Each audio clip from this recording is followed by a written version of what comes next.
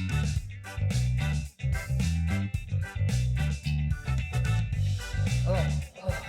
there it is.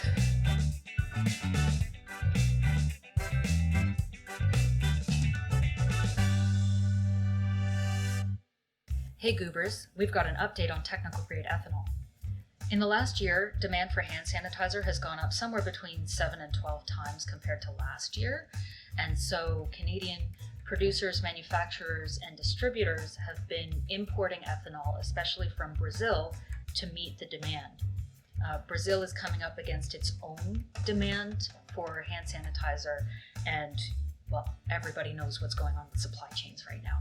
Local companies have been using imported ethanol to blend hand sanitizer, and if they make ethanol themselves, usually it's a distillery, for example, and they would be using that product for food, especially with the holidays coming up.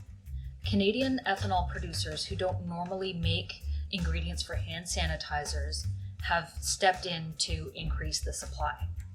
And as part of their process, they've been driving down the impurities that come out of their processes. So Health Canada has updated their risk assessment for the third time this year. The first risk assessment from the spring looked at the products that were available, and permits were issued for technical grade ethanol that was under 800 parts per million in acetaldehyde. In the summer, this got dropped to 400 parts per million. The companies that had permits were driving their impurities below that limit. The current risk assessment is based on a lifetime exposure calculation for the toxicity of acetaldehyde. So the way that they did this calculation was to assume 50 kilogram healthy adult, a lifetime exposure, 2% absorption rate of acetaldehyde at 20 degrees Celsius, and using hand sanitizer 100 times a day. I did the math. 100 times a day is every 10 minutes from the moment that you wake up to the moment that you go to sleep. If you're doing this, slow your roll. Just wash your hands sometimes, maybe take a weekend, do something else with your life. People that might be using hand sanitizer 100 times a day might be grocery store clerks who are sanitizing in between every customer, and maybe teachers who are spending 10 minutes to wipe down an entire classroom. The really conservative nature of the way that they did this calculation means that vulnerable populations such as people who are pregnant or breastfeeding or children, for them the increased risk is acceptably low.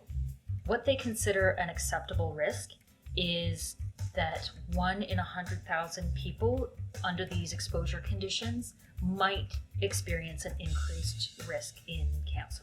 So with this new risk assessment, we have now 2 more classes of technical grade ethanol.